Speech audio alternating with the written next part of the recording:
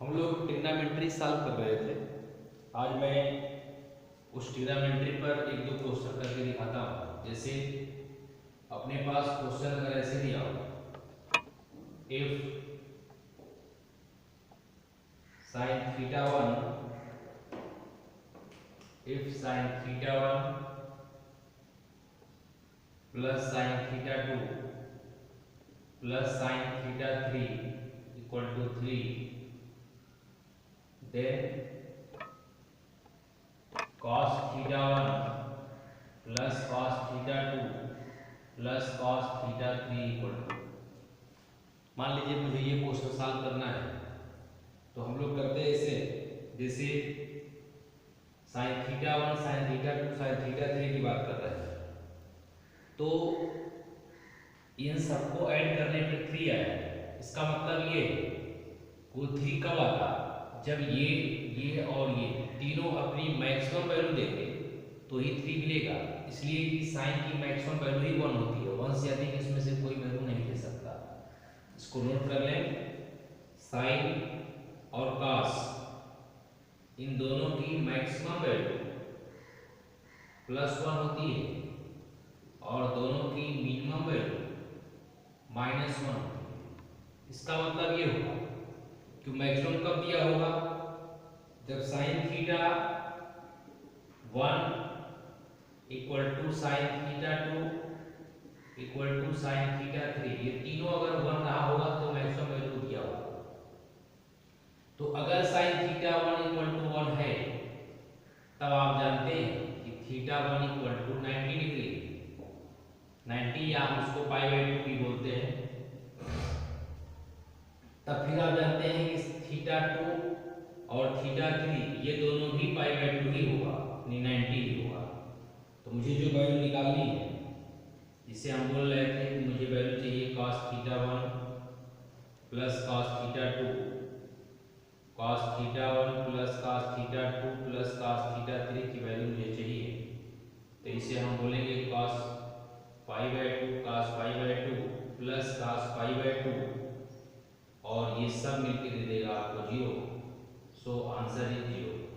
तो इसका आंसर हम बताएंगे कि इसका आंसर 0 हो रहा है। ठीक है। अच्छा, ये तो ही बात cos थीटा 1 को लेकर के। अब अगर हम लोग इसके आगे की बात करते हैं, एक और क्वेश्चन करते हैं। ये क्वेश्चन बहुत इंपॉर्टेंट है, ये एनडीए में आया हुआ है क्वेश्चन, है ना। ये क्वेश्चन बहुत इंपॉर्टेंट होता है।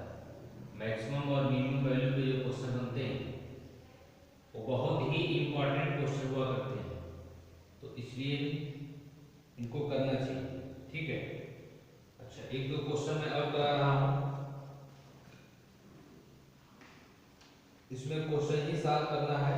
क्वेश्चन अगर आपको आते रहेंगे तो फिर ठीक है। अच्छा, क्वेश्चन ये, क्वेश्चन वाले ने आपसे पूछा है if sec x minus tan x equal to p दे रखे हैं, तो फिर आपसे पूछें फाइंड sec x। आपसे वो sec x मांग रहे हैं, यानी sec x minus tan x equal to p दे रखे हैं और आपसे sec x पूछ रहे हैं, तो कैसे निकालते हैं वो भी समझते हैं। sec x minus tan x equal to p, मैंने एक फार्मूला बताया था, और वो फार्मूला क्या था, हम लोगों ने एक फार्मूला देखा था sec square x minus tan square x equal to 1 का। अगर इसका फैक्टर करते हैं तो sec x minus tan x और sec x plus tan x आएगा, और इसकी वैल्यू 1 है। तो जब आप यहाँ से sec x plus tan x निकालना सोचते हैं, तब आप इसे लिखते हैं 1/sec x minus tan x। लेकिन sec x minus tan x की वैल्यू p है, इसका मतलब sec x plus tan x की वैल्यू 1/p है। इसको इक्वेशन सेकेंड मान लें, और ये जो दिया हुआ था इसको अगर हम एक फर्स्ट इक्वेशन मान लें, और फर्स्ट और सेकेंड को अगर ऐड कर दें,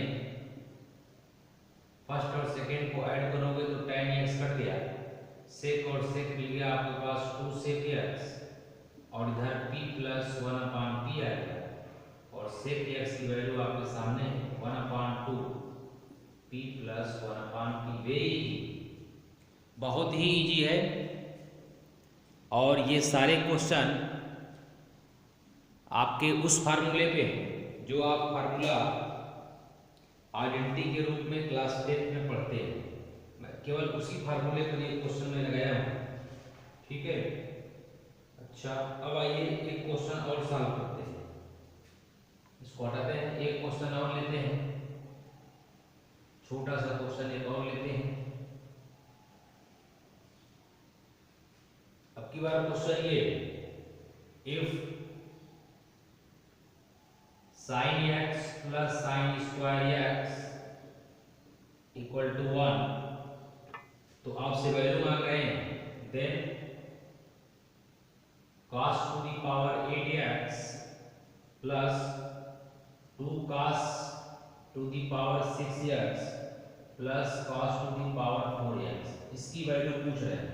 ध्यान से देखें, अगर आपको ये दिए हैं तो उसकी वैल्यू मांग रहे हैं, मतलब मुझे cos के टर्म में इसका आंसर पहले निकाल लेना चाहिए।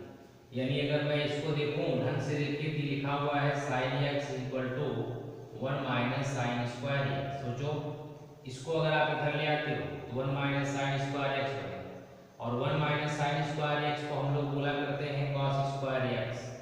इसका मतलब जहां cos स्क्वायर x दिखाई देगा उसकी जगह पर हम sin x लिख सकते हैं, बिल्कुल लिख सकते हैं। तो फिर आपके पास जो वैल्यू पूछी गई cos to the power 8x plus 2 cos to the power 6x plus cos to the power 4x that's equal to, ये जो 8 लिखा हुआ है, क्या आप इसे cos स्क्वायर x का पावर 4 लिख सकते हैं, और जो 2 cos 6 लिखा है उसे cos स्क्वायर x की पावर 3 लिख सकते हैं, और क्या कर सकते हैं, यहाँ जो पावर 4 लिखा है इसे cos स्क्वायर x का स्क्वायर लिख सकते हैं, और cos स्क्वायर x को मुझे sin x लिखना चाहिए, तब ये लिखा है sin to the power 4x plus 2 sin cube x plus sin square x। इतनी बात आपको समझ में आ गई। आप इसे ढंग से देखें तो क्या ये sin x plus sin square x का होल स्क्वायर लिखा है कि नहीं? ध्यान से देखें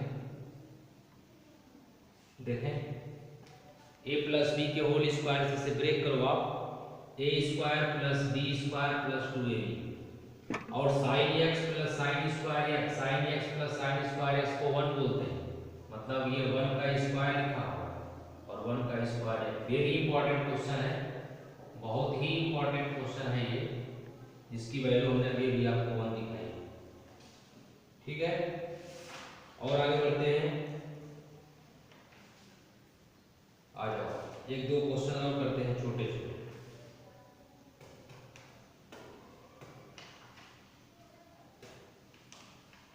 मैंने आपको a प्लस बी वाले एंगल के फार्मूले में नहीं बताया था, अब हम उसकी बात कर रहे हैं जहां से a प्लस बी के फार्मूले शुरू होते हैं, ठीक है।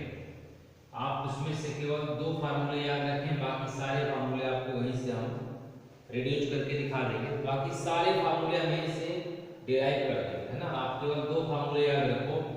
एक फार्मूला आप याद रखो sin a प्लस बी का, जिससे हम लोग sin a cos b plus cos a sin b बोला करते हैं। एक फार्मूला आप याद रखो sin a माइनस b का, जिसे हम sin a cos b minus cos a sin b बोला करते हैं।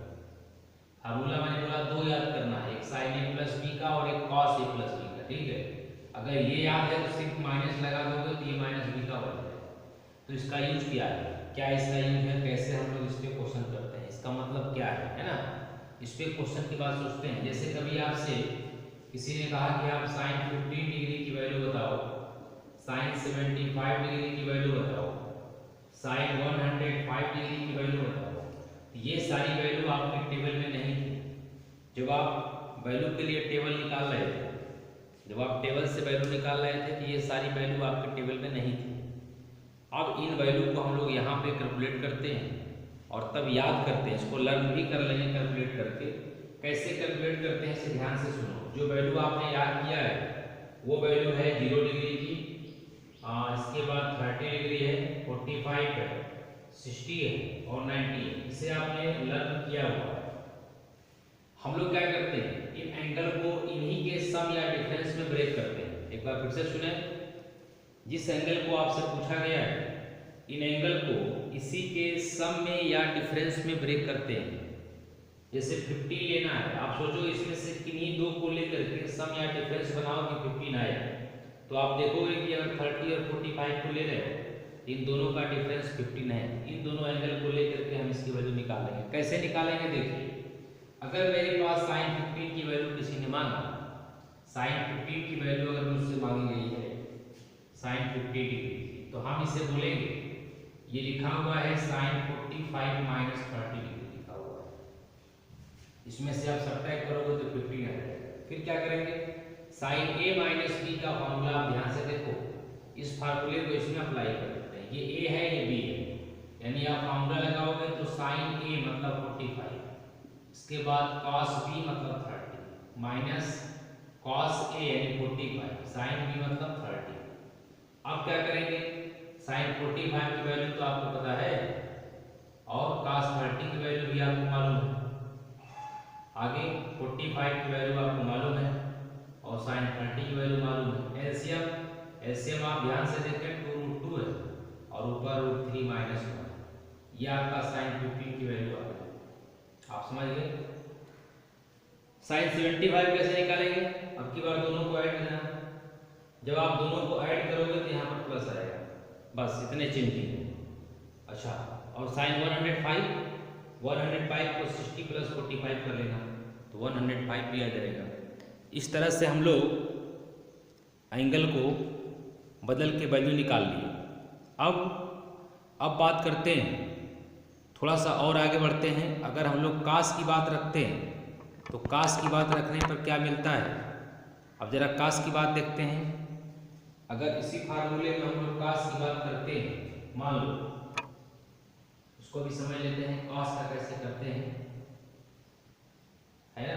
कास की बात देखते हैं, ये तो साइन का हुआ, कास का भी देख लो। अगर हम लोग कास a प्लस b लिखते हैं तो आप फार्मूला लिखोगे cos a cos b minus का sin a sin b। ध्यान देना ये cos a प्लस b का फार्मूला है और cos a माइनस b के फार्मूले में आप लिखोगे cos a cos b plus का sin a sin b। अच्छा, मतलब cos के फार्मूले में दोनों cos अलग होता है और दोनों sin अलग होता है। sin के फार्मूले में sin और cos मिक्सअप होते हैं। तो फिर इसमें होगा कैसे, जैसे आपसे किसी ने पूछा कि cos 50 degree, cos 75 degree, cos 105 degree, आप इतनी वैल्यू निकालोगे। मैं एक इसमें भी निकाल देता हूँ। अगर आपसे cos 15 डिग्री निकालने के लिए बोला है, मान लो cos 75 डिग्री, तो आप इसे लिखते cos 45 प्लस 30 और cos a प्लस b का फॉर्मूला ये ऊपर लिखा हुआ है, यानी cos 45 cos 30 माइनस का sin 45 sin 30 और cos 45 की वैल्यू आप लिखते 1/2 और cos 30 की वैल्यू √3/2। 45 1/2 और 1/2 और आंसर आपको वापस मिलता √3 माइनस 1/2। अच्छा, मतलब जो इस तरह के एंगल होते हैं तो वैल्यू ऐसे निकालते हैं, बिल्कुल एग्जैक्ट यही काम करना होता है। इसी तरह tan a प्लस बी और tan a माइनस बी का फार्मूला भी हम लोग देखेंगे और उसकी वैल्यू भी हम इसी तरह से फाइंड करें। ठीक है, अभी आप इतने फार्मूलों पर क्वेश्चन सॉल्व करें, फिर इसके बाद हम आपको आगे और बताएंगे। Okay, thank you.